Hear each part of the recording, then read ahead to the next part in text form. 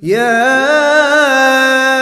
أيها الذين آمنوا اتقوا الله ولتنظر نفس ما قدمت لغد واتقوا الله إن الله خبير بما تعملون.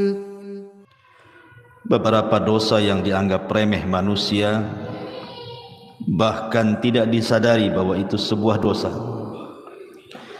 dari ucapan-ucapan manusia yang sadar ataupun tidak, terkadang terlontar. Dan ini banyak di masyarakat, sehingga kita harus luruskan. Karena dosa lisan itu berbeda dengan dosa-dosa yang lainnya. Kata Nabi sallallahu alaihi wasallam, "Ma aktsaru ma yudkhilun nara al-fam wal faraj." Dua lubang yang menjadikan kebanyakan orang masuk neraka itu adalah lisan dan kemaluan. Sampai-sampai dosa lisan ini Allah subhanahu wa ta'ala mengutus dua malaikatnya untuk mencatat. Allah subhanahu wa ta'ala berfirman, "Ma yalfidu min qaulin illa ladaihi raqibun atid." Tidaklah ucapan manusia ketika terucap itu semua dicatat oleh malaikat raqib dan atid, sampai dikirim dua malaikat untuk mencatat semua yang keluar dari lisan ini.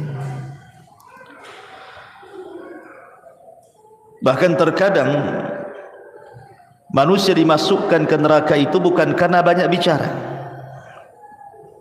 Boleh jadi mungkin satu kalimat yang dikeluarkan, tapi satu kalimat ini mengandung kemurkaan Allah subhanahu wa ta'ala, itu sudah cukup memasukkan ia ke dalam neraka. Sebagaimana hadis Nabi sallallahu alaihi wasallam, "Wa innal 'abda la yatakallamu bil kalimati min sukhtillahi la yulki laha balan yahwi biha fi nari jahannam." Sungguh ada seorang hamba, kata Rasul, mengucapkan satu kalimat. Lihat, bahasa Rasul satu kalimat, bukan berkalimat-kalimat.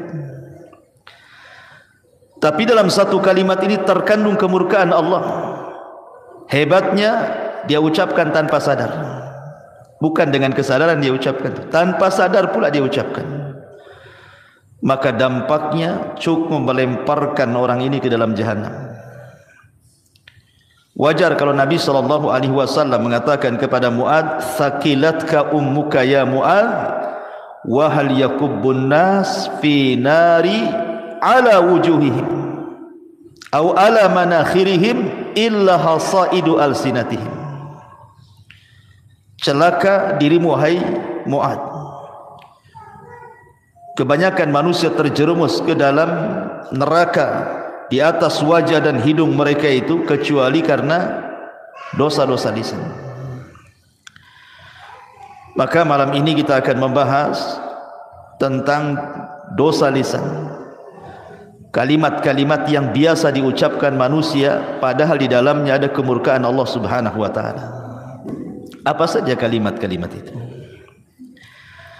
Yang pertama, kita sering mendengar di masyarakat, kalau ada orang dinasihati, umpamanya seorang perempuan tidak pakai jilbab, dinasihati, pakailah jilbab, tutup aurat, berdosa.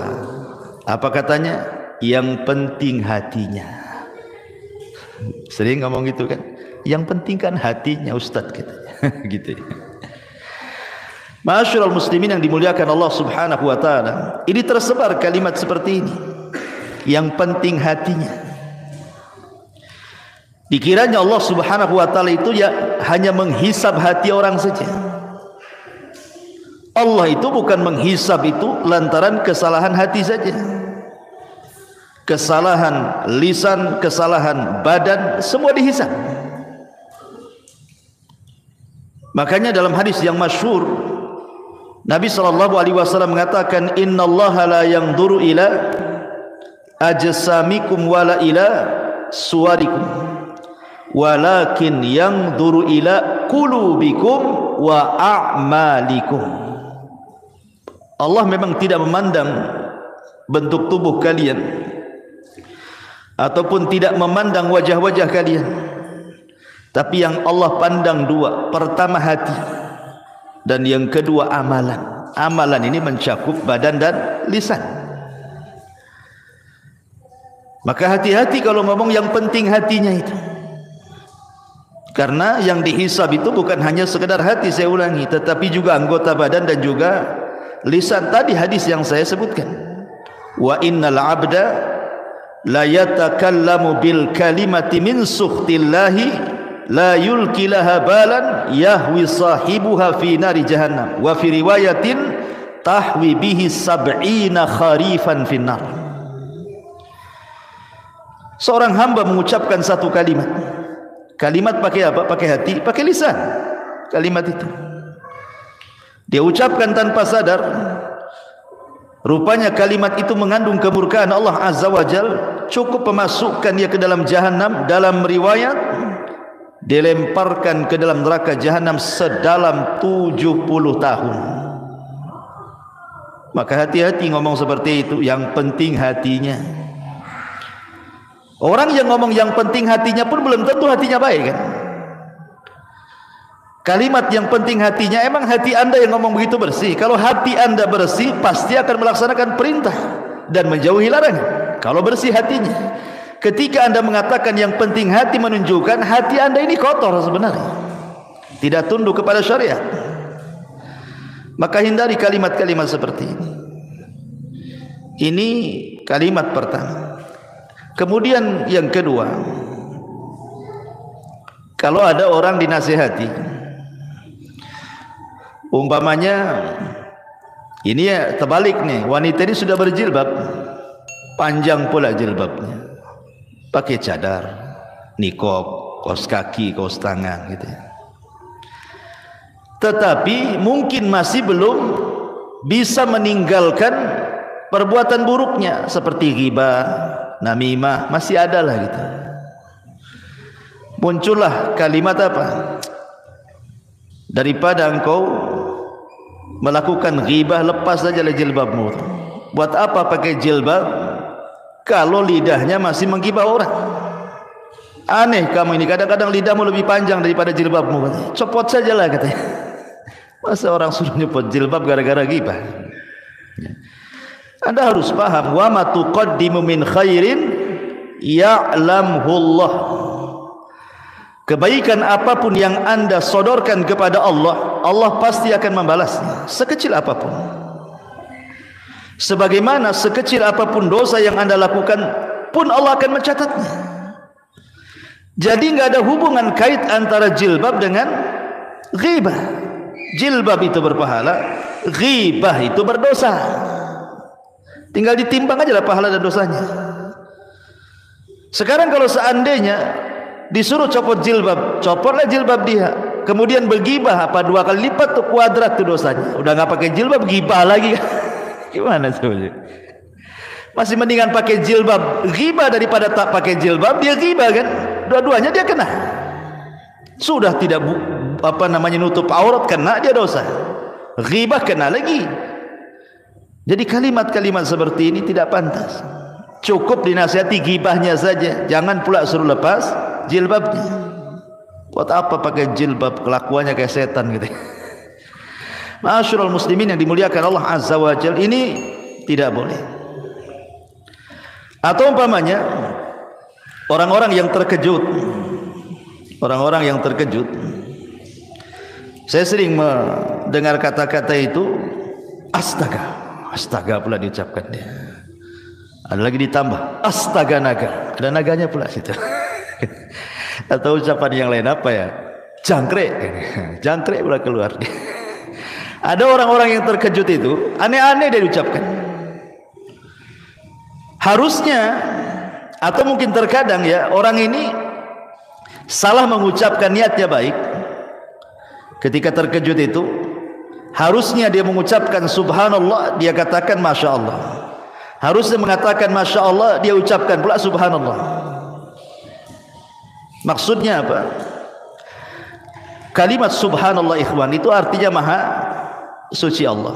Seharusnya ucapan subhanallah ini diucapkan kapan? Ketika mendengar keburukan atau melihat sesuatu yang antum tidak suka. Jadi kalau antum melihat keburukan di hadapan antum tidak suka, atau mendengar keburukan, antum ucapkan subhanallah. Ya. Tapi kalau antum melihat kebaikan di hadapan antum atau kabar yang baik, katakan masya Allah. Ini terbalik kan antum? Wow, kalau mantap subhanallah, masya Allah. Ya. Begitu juga ketika terkejutnya karena apa?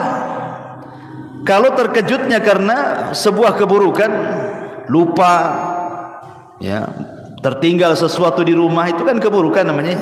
Katakan subhanallah, lupa tadi. Nah, gitu ya. Atau umpamanya antum ngutangi orang, nggak bayar-bayar, udah lupa dengan dia. Tahu-tahu bawa uang 1 koper, nih saya bayar, kan senang tuh, masya Allah. Gitu. Jadi terkejutnya itu jangan pakai bahasa-bahasa lain. Ya, bahasa-bahasa terkadang naudzubillah, saya pernah mendengar orang-orang awam itu kalau terkejut pula bahasa-bahasa jorok yang dikeluarkan. Bahasa-bahasa jorok yang dikeluarkan. Ini akan dihisab pada hari kiamat. Jangan. Ya, walaupun astaga ini apa? Bahasa apa astaga? Bahasa apa astaga? Hah? Belum tahu bahasa apa? Bahasa Melayu kan? Enggak ya? Mungkin astagfirullah disingkat jadi astaga gitu ya. Maksudnya astagfirullah disingkat jadi astaga gitu. Masya Allah ya. Masyaallah muslimin yang dimuliakan Allah Azza wa Jalla. Atau mungkin bahasanya halus ikhwan. Bahasanya halus. Tapi hakikatnya di dalamnya tidak layak diucapkan. Contoh umpamanya, ada orang melihat musibah, orang terkena musibah, ya. Mungkin kemalangan, mungkin anaknya mati, keluarganya ada yang mati gitu, pokoknya musibah lah. Dan kita kasihan dengan dia, karena melihat musibah yang dideritanya kita kasihan pula sama dia. Akhirnya dia ngomong gimana coba? Nggak layak orang seperti itu dapat musibah tuh. Kasihan katanya. Nggak boleh kawan ngomong seperti ini. Layak tidak layak dalam mendapatkan musibah itu Allah yang menentukan.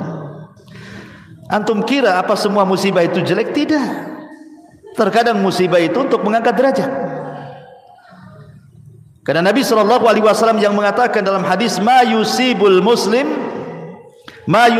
mu'min min syaukatin wa ma fawqaha illa rafa'ahu Allah. Tidaklah sebuah musibah menimpa seorang mukmin, apakah tertusuk duri atau mungkin di atas itu, terkadang Allah sengaja mengangkat derajatnya. Maka dulu ada orang soleh, dia tidak punya anak kecuali satu. Orang soleh ini tidak punya anak kecuali satu, dan dia sangat mencintai anaknya. Jadi Allah takdirkan anaknya meninggal, kemudian dikebumikan ke pekuburan. Jadi murid-muridnya orang saleh ini tiba-tiba berteriak dan mengatakan, ya Rabb, kenapa mesti anak guru kami yang saleh ini yang meninggal? Kenapa enggak kami saja, katanya. Kenapa enggak kami saja? Maka orang saleh ini marah dan mengatakan, apa yang kalian katakan? Kalian itu sudah menentang Al-Quran.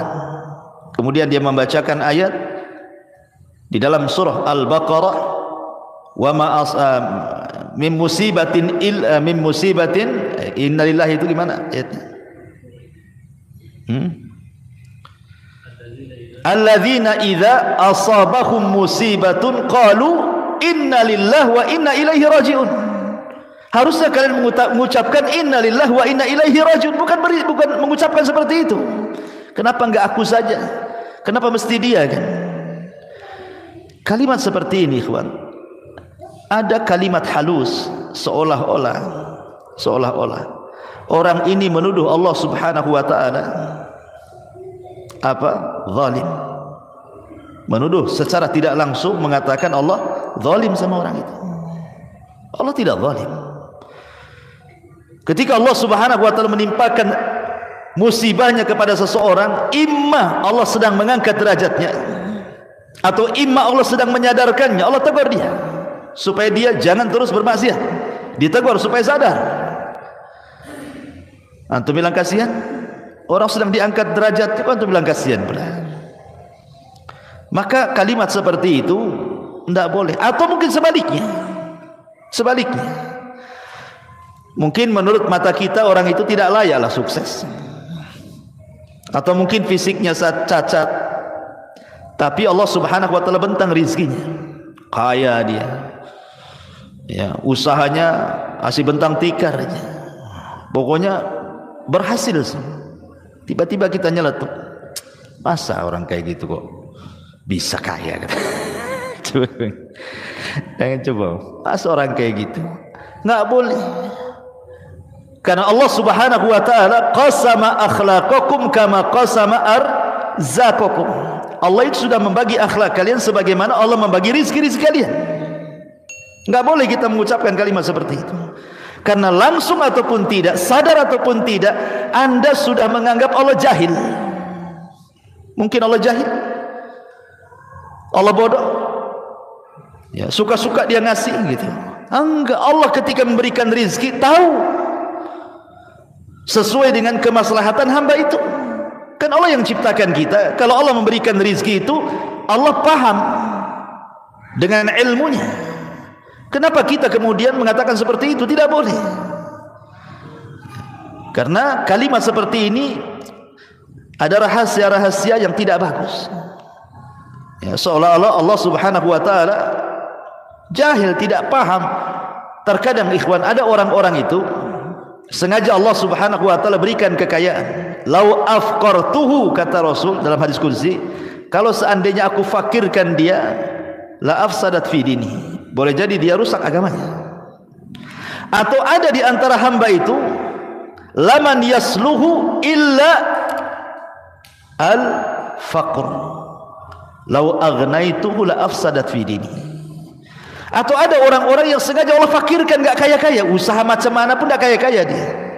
Sebab kata Allah dalam hadis qudsi, sebab kalau aku buat dia kaya makin rusak agamanya. Allah maha paham ya apa yang diberikan. Gak boleh kita ngomong seperti itu. Dan ngapain pula antum ngurusi orang? Kok ngurusi orang pula? Itu hasad namanya, ya kan? Maka kalimat-kalimat seperti itu tak layak diucapkan. Ataupun mencela waktu. Nah, ini yang sering, ya, sial banget hari ini. Nah, sering antum dengar gitu?